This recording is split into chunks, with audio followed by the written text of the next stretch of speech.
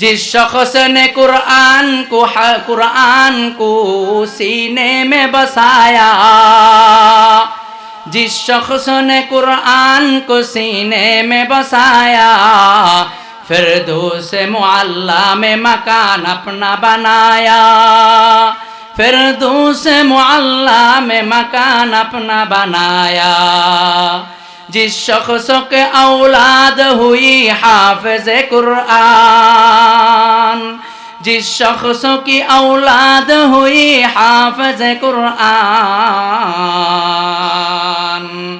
महशर में मिलेगा उसे एक ताज दुर्खशान, महशर में मिलेगा उसे एक ताज दुर्खशान। 10 अहल जहन्नम की सिफारिश ओ करेगा,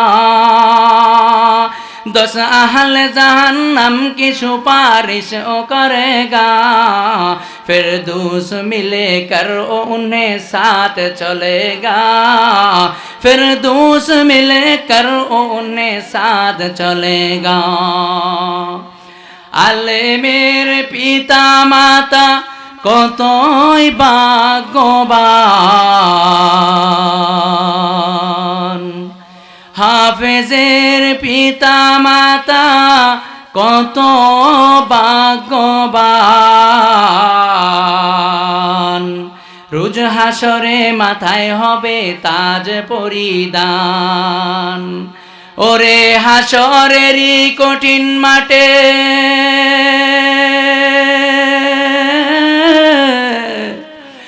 ওরে হাসরেরই কঠিন মাঠে হবে হাহাকার। সেই মুহূর্তে দেখবে সবাই, সেই মুহূর্তে দেখবে সবাই কি না চমৎকার। প্রশ্ন হবে মুকুট মাথায় কারা কে বাহাই, প্রশ্ন হবে মুকুট মাথায় কে বা কারা হাই। জবাব হবে আলেমেরি মা বাপ তাহারা, জবাব হবে হাফেজেরি মা বাপ তাহারা। আয়াতের ভিতরে আল্লাহ বলেন ইন্না নাহনু নাজ্জালনা যিকরা, নিশ্চয়ই আমি আল্লাহ জিকির নাজিল করেছি। জিকির দ্বারা এখানে উদ্দেশ্য কোরআন শরীফ। এই কোরআন আল্লাহ তাআলা নাজিল করেছেন, নাজিল করে আল্লাহ তাআলা বলে দিচ্ছেন ওয়া ইন্না লাহু লাহাফিজুন, এই কোরআনকে আমি হেফাজত করব। তাহলে কোরআনের হেফাজত করবে কে? একটু বাইরে জায়গাগণ তে আল্লাহ তাআলা এই কোরআনকে নাজিল করছেন, এই কোরআনের হেফাজত কে করবেন? একটু উত্তর দিয়েন শুরু দিকে, পুরাটা বলতে হবে না। কোরআন নাজিল করছে কে? হেফাজত করবে কে? আচ্ছা, এখন আমি যে বললাম এইখানে জিকির দ্বারা উদ্দেশ্য কোরআন আর আল্লাহ তাআলা এটাই নাজিল করছে, এটার কি কোনো প্রমাণ আছে? আমাদের সমাজে কোনো মানুষ বেড়াইতে আসলে তখন কি তার পরিচয় তাকে জিগাইলে সে বলতে পারে না যে আমার পরিচয় এই, আমি অমুক জায়গা থেকে আসছি, আমি অমুকের বাড়িতে আসছি, আমার বাড়ি অমুক জায়গায়।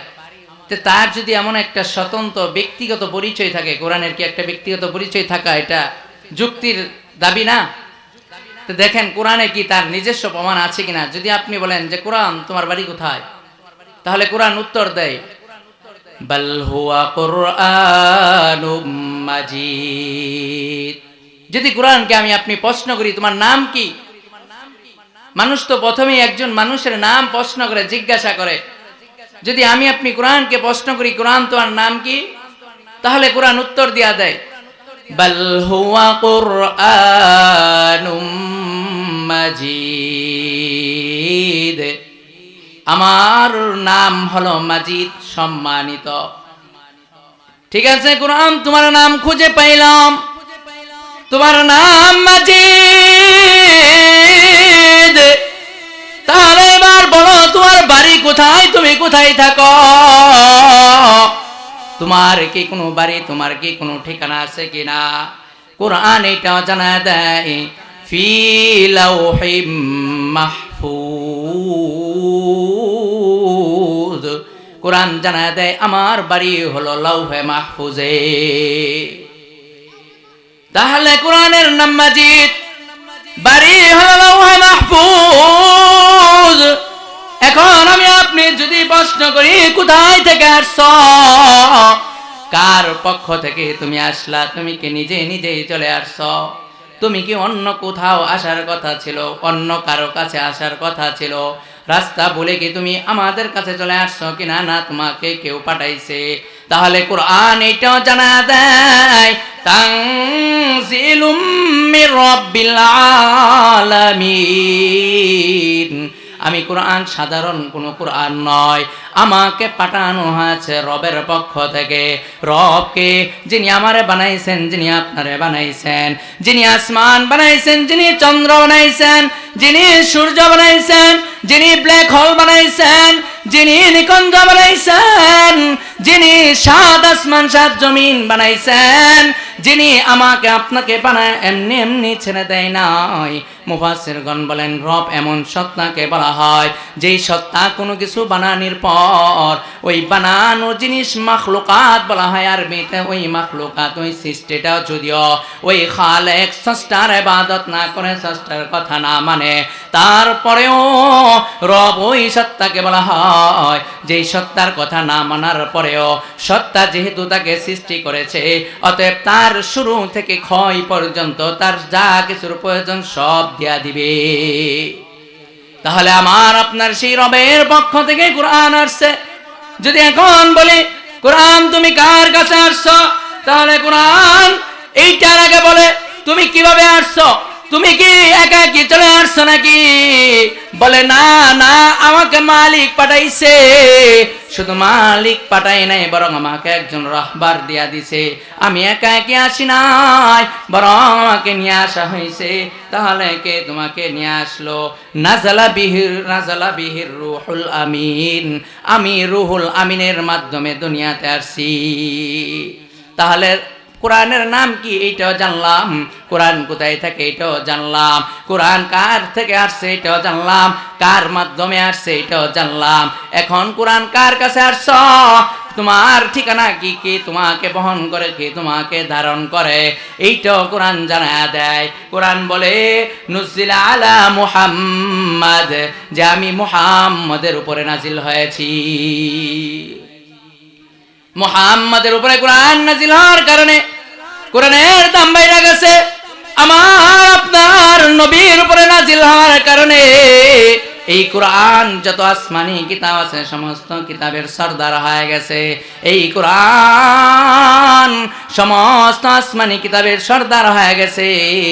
খুশির সংবাদ হলো কি, কোরআন নবীর উপরে আসার কারণে, নবীর উপরে আসার কারণে কোরআনের দাম বেড়ে গেল না, না, বরং আমি আপনি শেষ নবীর উম্মত হওয়ার কারণে আমার আপনার দাম এত বেড়ে গেছে যে আমার আপনার আগে কিয়ামতের ময়দানে কেউ জান্নাতে যেতে পারবে না।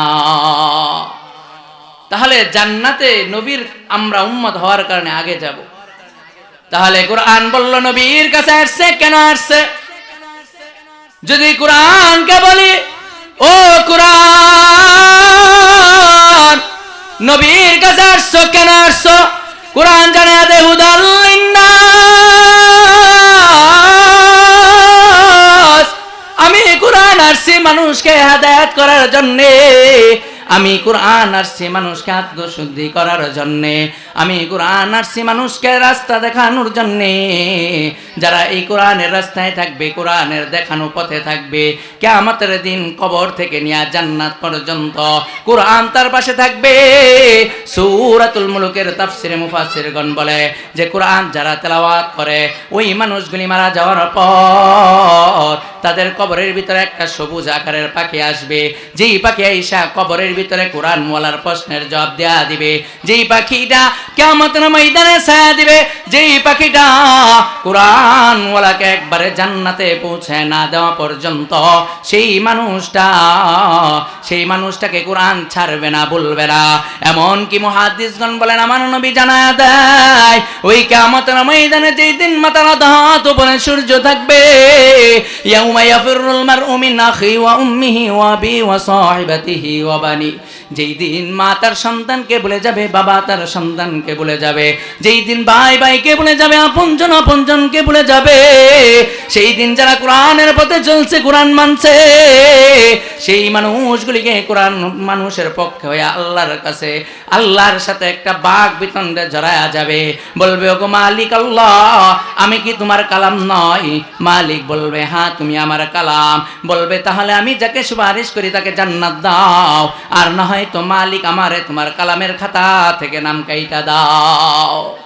মালিক কাটবে না, মালিক আমাকে আপনাকে ওই দিন কোরআনের সুপারিশের কারণে জান্নাত দিয়া দিবে।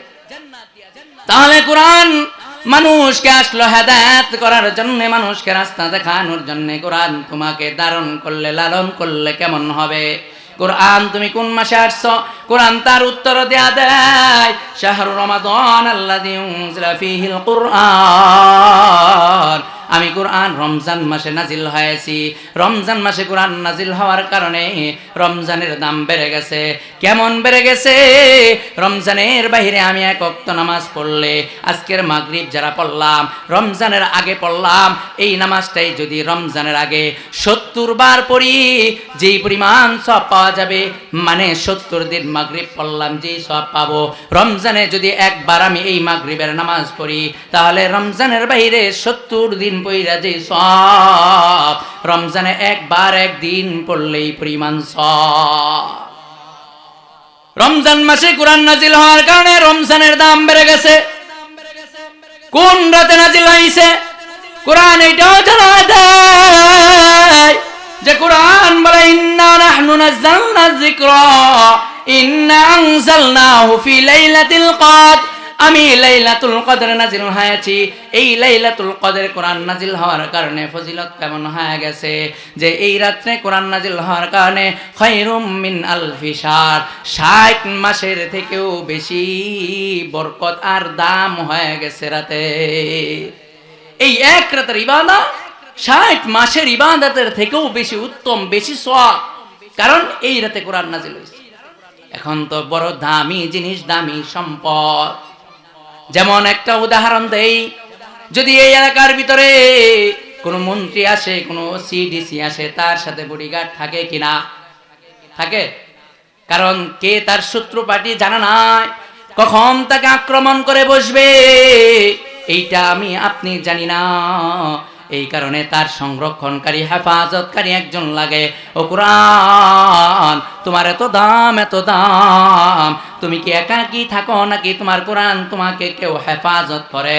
এইটাও কোরআন জানায়া দেয়। যে আয়াত আমি সূরাতুল হিজরের 9 নম্বর আয়াত 14 নম্বর পারার প্রথম পৃষ্ঠার ভিতরে, যে আয়াতের ভিতরে আল্লাহ তাআলা জানায়া দিয়েছেন, কোরআন উত্তর দেয়া দেয়, ইন্না নাহনু নাযালনা যিকরা ওয়া ইন্না লাহু লাহাফিজুন। আমি কোরআনকে আল্লাহ নাজিল করেছে, আর এই কোরআনকে আল্লাহই সংরক্ষণ করবে। তাহলে এতক্ষণে কোরআনের পরিচয় পাইলাম, এবং কোরআনকে সংরক্ষণ করা, হেফাজত করার দায়িত্ব আমার আপনার না আল্লাহ। তাহলে কোরআনকে হেফাজত করবে আল্লাহ। হুজুর কেন মাদ্রাসা করলো? এই যে আপনাদের এলাকার কৃতি সন্তান নাজমুল সাহেব, তিনি কেন মাদ্রাসার দায়িত্ব নিল? তিনি কেন এই মাহফিলের আয়োজন করলো? মাহফিলের আয়োজন কইরা তিনি টাকা তুলবে, টাকা তুইলে একদিনের টাকায় তিনি টাকাওয়ালা কোটিপতি হয়ে যাবে, একদিনের টাকায় তিনি বাড়ি গাড়ির মালিক হয়ে যাবে। এই নিয়তে তিনি কোরআন শিখাচ্ছে, তিনি কোরআন শিখাচ্ছে ছোট ছোট বাচ্চাদেরকে। কিন্তু আপনি কোরআন শিখতে পারি নাই, বা শিখলেও দুনিয়ার যায় ঝামেলা, সাংসারিক বিভিন্ন কাজের কারণে আপনি দূরে চলে গেলাম, কিন্তু আমার আপনার জানা নাই।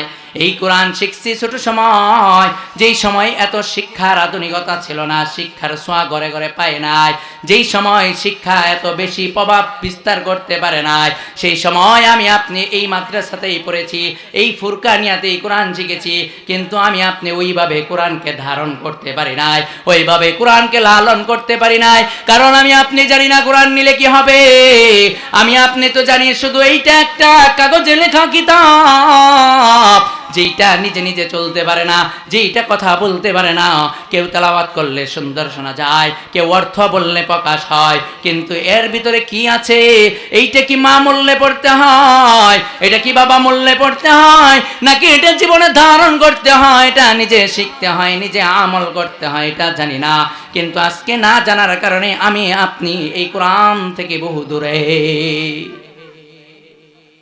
ছোট্ট বাচ্চাদের সামনে যদি আপনি আংরা, জ্বলন্ত আংরাই না দেন, সে আগুন কি জিনিস বুঝে না। এই কারণে সেই আংরাকে থাপা দিয়া ধরতে যাবে, কারণ সে বুঝে না। কিন্তু আমি আপনি ধরবো না, কারণ হাত পড়ে যাবে।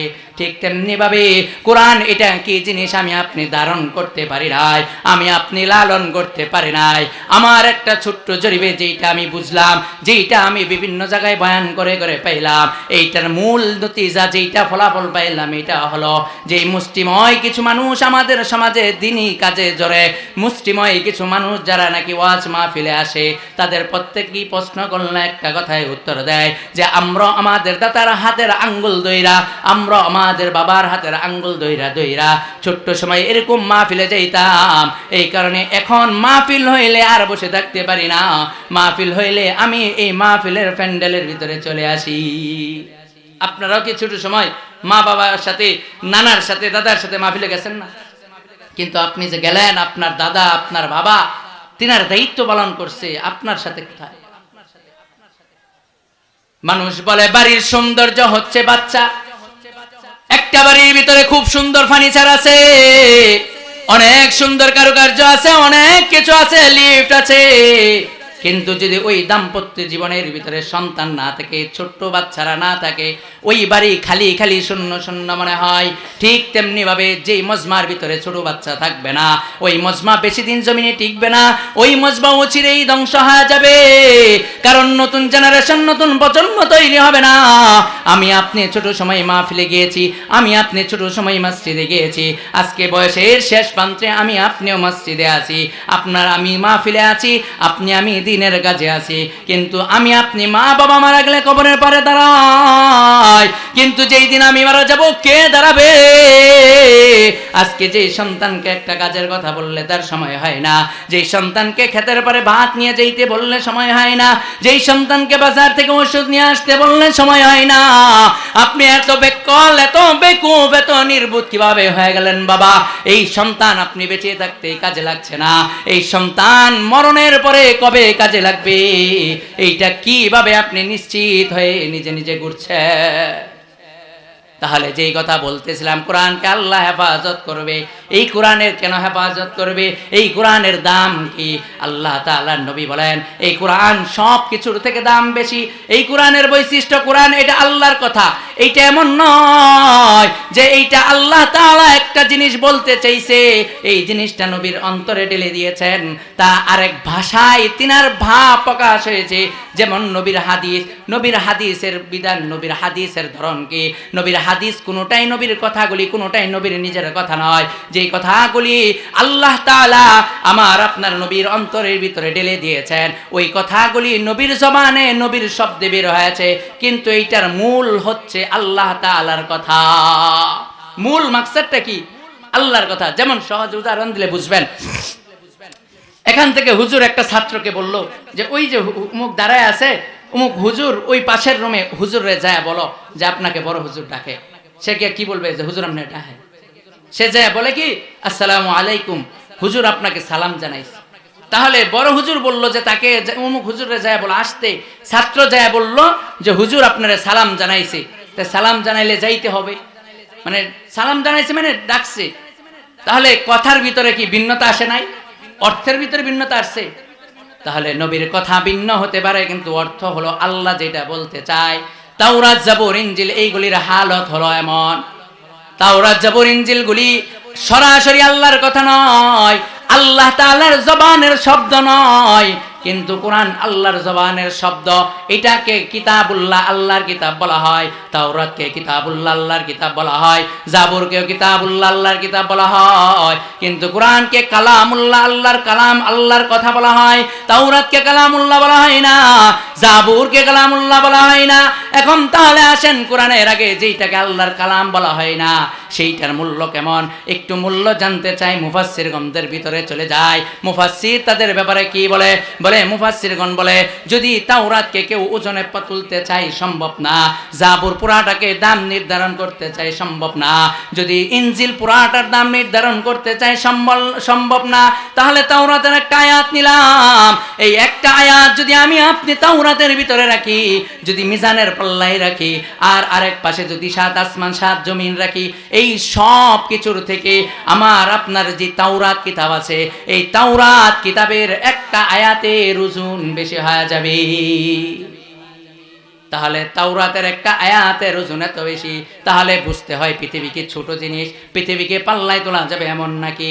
পৃথিবী কেমন যে পৃথিবীর ভিতরে আমরা যেই দেশের ভিতরে আছি 56,000 বর্গ মাইলের বাংলাদেশ, এই জায়গাটাই অনেক মানুষের দেখা হয় নাই, এই জায়গাটাই অনেক মানুষ ঘুরে শেষ করতে পারে নাই। এরকম বাংলাদেশের মতো 19 থেকে 21টা রাষ্ট্র নিয়ে এতটুক বাংলাদেশের যে এরিয়া 56,000 বর্গ মাইল, এর 19 থেকে 20 গুণ বড় হচ্ছে ইন্ডিয়া, আবার ইন্ডিয়া থেকেও বড় আছে কানাডা, রাশিয়া, ইউরোপ, এরকম বড় বড় রাষ্ট্রগুলি আছে। তাহলে জমিন কত বিস্তীর্ণ, কিন্তু বিজ্ঞান আবিষ্কার করেছে এই বড় বিস্তীর্ণ জমির ভিতরেও এর কিছু অংশ জমি আর পৃথিবীর 3 ভাগের 2 ভাগ পানি আর 1 ভাগ মাটি, তাহলে পানিটাই বেশি মাটি কম, আর এই মাটি আমরা ঘুরে শেষ করতে পারি নাই। তাহলে পৃথিবী কত বড়? এই পৃথিবী থেকেও 13 লক্ষ গুণ বড় হলো সূর্য, কিন্তু সূর্য এই পর্যন্তই শেষ না। বিজ্ঞান আবিষ্কার করে যে সূর্য পৃথিবী থেকে 13 লক্ষ গুণ বড়, মানে 13 লক্ষ পৃথিবীকে একটা সূর্যের ভিতরে জায়গা দেওয়া যাবে। তাহলে সূর্যটা কত বড় হইল? বিজ্ঞান আবিষ্কার করতে করতে এই পর্যন্তই থামে না। বিজ্ঞান আরো আবিষ্কার করে যে এই যে সূর্য দেখছ, এই সূর্য থেকে 13 লক্ষ গুণ নয়, বরং 33 কোটি গুণ বড় একটা তারা আছে, যেই তারা আল্লাহ তাআলা বানাইছেন। ওই তারাটার নাম হলো বেটেলজুস। ওই বেটেলজুস তারার ভিতরে 33 কোটি পৃথিবীকে জায়গা দেওয়া যাবে। এরকম শত শত কোটি কোটি তারকা নিয়ে এরিয়া গঠিত হয়, ওই এরিয়াগুলির নাম হয় গ্যালাক্সি। কিন্তু আমরা যেই গ্যালাক্সির ভিতরে আছি তার নাম হলো মিল্কি ওয়ে গ্যালাক্সি। এই পর্যন্তই শেষ না, আল্লাহ তাআলা কোরআনের ভিতরে বলে ফালা উকসিমু বিমা ওয়াকিআন নুজুম, যে একটা পর্যায়ে আল্লাহ তাআলা চন্দ্র তারকারাজি যেই জায়গায় পতিত হয়ে যায়, যেই জায়গার ভিতরে যায় হারায়া যায়, এইটার শপথ খেয়েছে সূরাতুল ওয়াকিয়ার ভিতরে।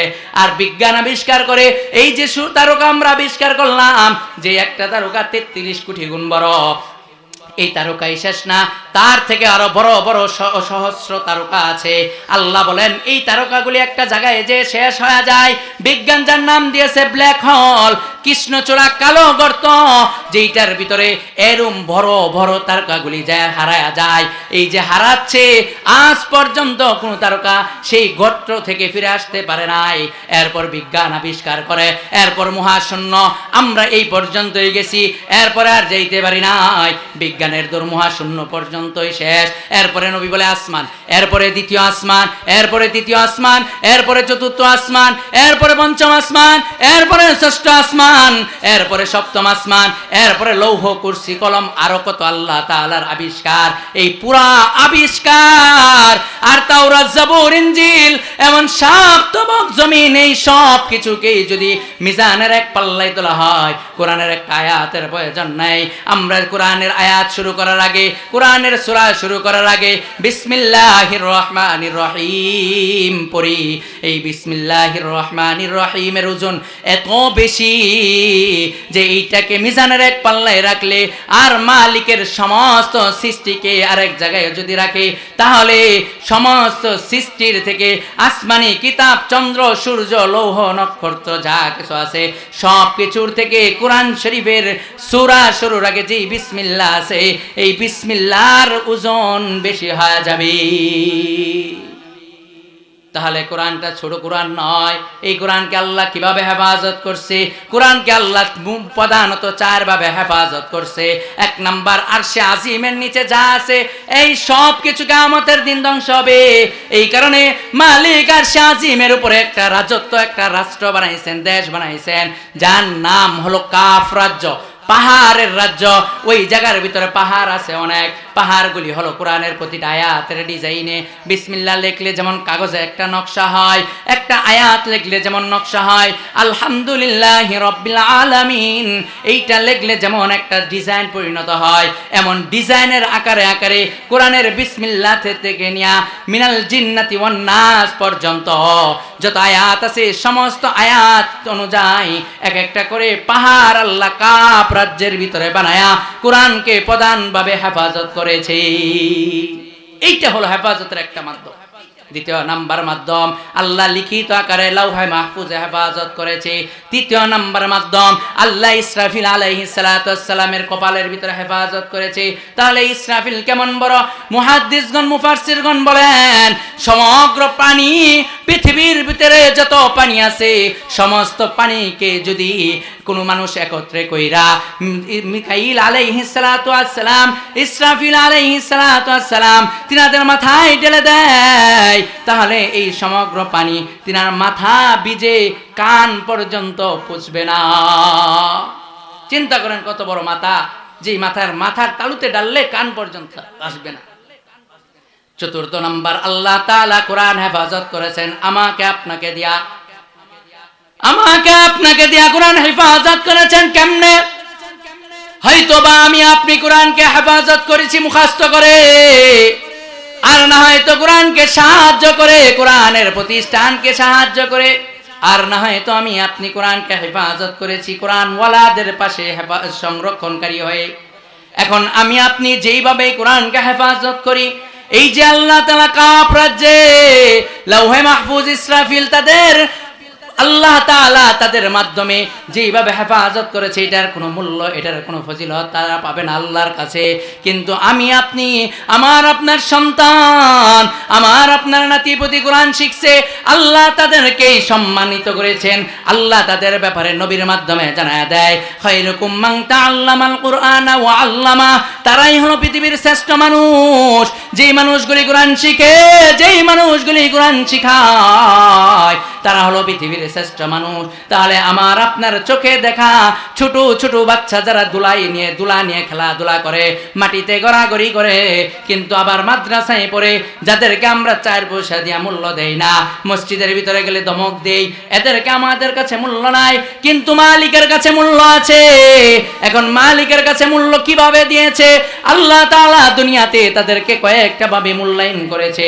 1 নাম্বার ধরন হচ্ছে এই ছোট্ট ছোট্ট মাসুম বাচ্চারা যখন এই কোরআন শিখতে মাদ্রাসায় ভর্তি হলো, সাথে সাথে আল্লাহ তাআলা তিনার বানানো নূরের তৈরি ফেরেশতাদের পর তাদের পায়ের নিচে বিছায়া দিয়েছে।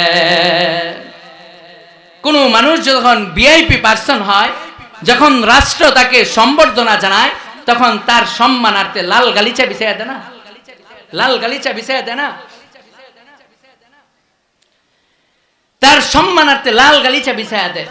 এরকম ভাবে আল্লাহ তাআলার তিনার মেহমানদেরকে যারা কোরআন শিখে তাদের পায়ের নিচে আল্লাহ তাআলা এরকম ভাবে জান্নাতি ফেরেশতাদের পর বিছায়া দেয়।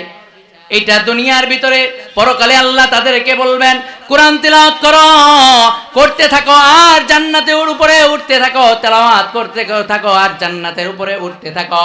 তাহলে যারা কোরআন শিখছে তারাই বেঁচে গেল? না না না, যারা কোরআন শিখলো তাদেরকে সম্মান দেয় না।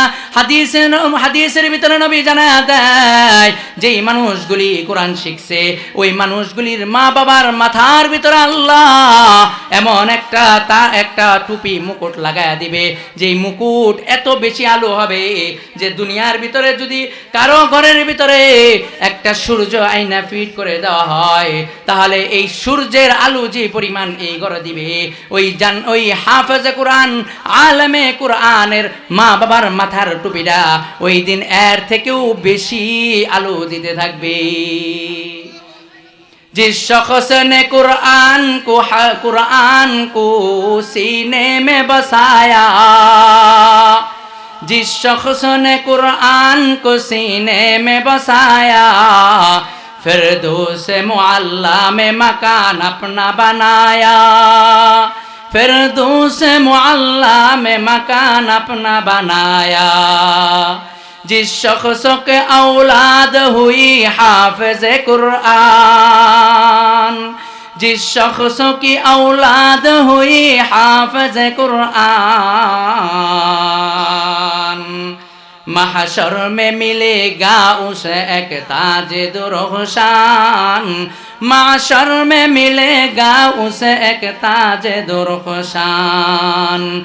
10 अहल जहन्नम की सिफारिश ओ करेगा, 10 अहल जहन्नम की सिफारिश ओ करेगा, फिरदौस मिलेकर ओ उन्हें साथ चलेगा, फिरदौस मिलेकर ओ उन्हें साथ चलेगा। আলেমের পিতা মাতা কতই ভাগ্যবান,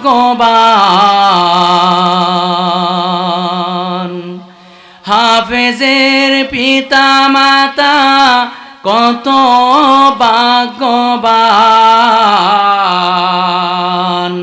রোজ হাসরে মাথায় হবে তাজ পরিধান, ওরে হাসরেরই কঠিন মাঠে,